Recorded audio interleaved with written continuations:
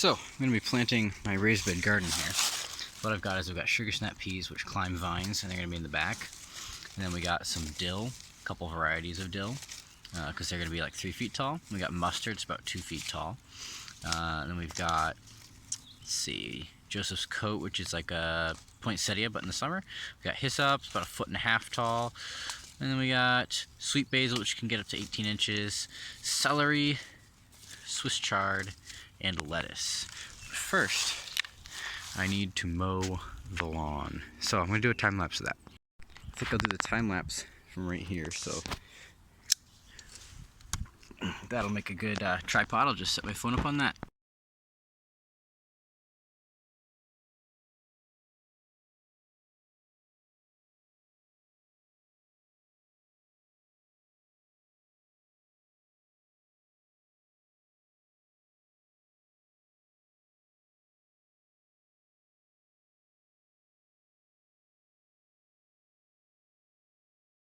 Alright, grass trimmed. Now to clear out my garden, because it is quite the mess in here. Still got a little bit of chives in this corner and over on the other corner, which I will pull the buds off of so that it maintains its oniony flavor. Can use it in some salads. Just pull those all off there. Yeah, some nice chives. And these are strawberry plants. This is supposed to be kind of a natural wild garden of strawberries, but they don't want to grow. I gotta find some more and plant them, and definitely trim back these trees here so we can get some more sunlight in these gardens so things can actually grow. All right, got most of the leaves and sticks and things cleared out. Now I gotta clear them out from behind the garden bed. There's actually boards here so that I can walk and not be super muddy. But, well, it's all covered. So, that done. And through here as well, there are boards to walk on.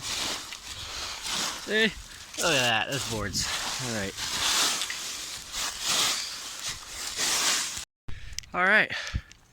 Got a nice pathway here now. Got some earthworms that were hiding down here in this dirt that's collected from stuff decomposing on top of these logs. These are some old rotten wood I got for free. I was gonna build this bed out of, and I got a rake, so I'll rake this soil now. So we'll even it all out, because there's a couple holes here dug by that one right there. She likes to dig holes in my garden. Any space left when I'm done with all of these, I'll put some carrots here, because I know it's very loose stuff. It's very loose, mostly pine needles, leaves, bits of acorns, and carrots and beets and radishes. Those types of things grow better. Most of the root vegetables, including potatoes, grow better in looser soil, sandy, and like wood shavings and stuff like that. So I'll put those here if I have any space left when I'm done. First things first, mammoth dill. Right there is the information. I'm gonna put that right across the back. First things first, we've got sugar snap peas, because they grow very tall on a vine, so I'll put trellises in the back. Then, after that, we'll get the mammoth dill, which grows like 3 feet high, and we'll put it right in front of it. Make a 2-inch deep trench across here, because it says plant them 2 inches deep. So I'll just do one of these. Make it 2 inches-ish, and I'll just 6 inches apart. So we'll just, they're probably not going to germinate because they're kind of old, so come on. Yeah, got one stuck in there. This is just a little maple syrup bottle that you get for free from like Cracker Barrel. That's what this is. Next we got the mammoth dill, and these say 1/4 inch deep, 9 inches apart. So we'll throw those in there. Right here's where I have the peas, so I'll just kind of go a couple inches in front, do one of those, and then over here I'll do the other type of dill, and we'll end up in the middle. We'll have the mammoth dill and then the sweet dill over here. Sorry, not sweet dill, bouquet dill. Open pollinated, how fancy. Supposedly you can get 16 feet of it from like a 16th of an ounce or something like that, or 32nd of an ounce. It's crazy. Next is this mustard, which pause that and read it if you want to. But they only really give you like 8 seeds, maybe 10. There's not many in there. So, I don't know, I'll just throw them in here randomly. Next we got Joseph's Coat. Right here's the information about it. It's also known as the summer poinsettia. And it's just a flower. It looks cool. And then again, they only give you like 8 seeds, so. Hyssop. Information about it right here. If you're interested, pause it. And this one's even worse. They only give you literally 4 seeds. Literally 4 seeds. On to some stuff that I know will grow. Some sweet basil. Right here we got some information. I know it says full sun, but I don't have full sun. So, 1/4 inch deep, 12 inches apart. I'll get it relatively close to that. I'm going to put them right along here in front of the 3 different groups of like the hyssop and stuff that I put there. So it'll be right along here.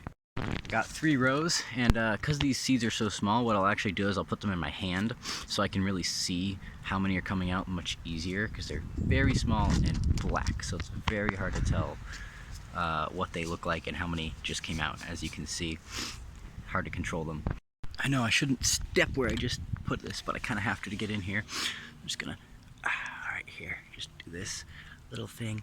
Let's get a little many there. Okay, we got that, and one more row. Close enough. I'll spread that around a bit. Don't mind the shoe print, I was never here.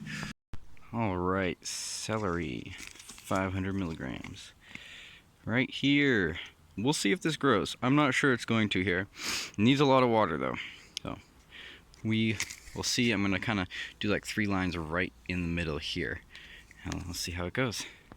I just realized this said 3 feet 8 inches for the row and plant spacing, but I don't know, 6 inches should be enough, right? Well, 6 inches and immediately next to each other. I don't know, guess we'll see.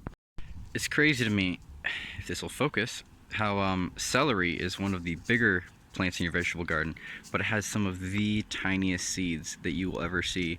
Like, look at that, they are absolutely minute. There's so many, I only used about half. I'm gonna keep the rest, plant some more later. This will be my Swiss chard. It's interesting, Swiss chard has actually pretty big seeds, and they're some of the most interesting that you will come across because they're all spiky. Isn't that interesting? Spiky looking seeds, and they just look like pebbles when you put them in the ground here. The last thing is this Grand Rapids tip burn resistant lettuce, which is going to be going in these 3 spots right here, and which means we pretty much this whole box here left for other things. So I'll see what I've got for seeds and what I'll put there, and also I might end up with more space if things don't germinate, because these are some pretty old seeds. These are probably at least 4 or 5 years old, so the germination rate is probably very low, which is why I overseeded quite significantly. I also had about 1/3 of those left over, so I'll keep those and plant them somewhere else as well. Wonderful. Now to find something else to put here, and I've also got the loppers out so I can trim some of these branches that are blocking my sunlight, because the sun this time of year goes up like this, across here, actually the other way around, it goes across here, and well, these block it as well because they produce shade, so I'm gonna try to get some of these out of here. Alright, looks better. I took off one there and there and there, and a few of them, and Stella got another one. Alright, now to water it in.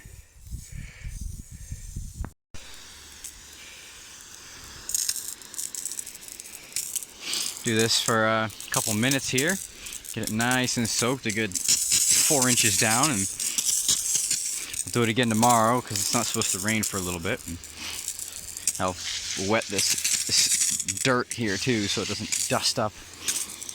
And I might as well do the strawberries while I'm at it, give them a little bit. Yeah, we'll have a garden in about a week.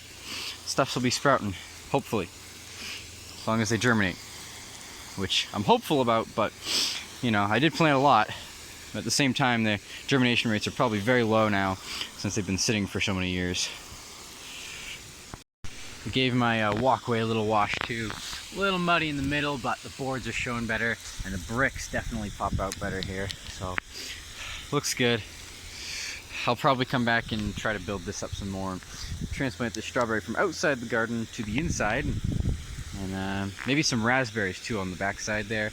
they like to survive naturally here, and they're perennials, so they'll come back every year. So I might try to find some raspberries to put in the back and make that a perennial garden of some more native things. So that'll be good. It's right under a pine tree, so it's nice and acidic, which the strawberries, blueberries, and raspberries and black raspberries tend to like.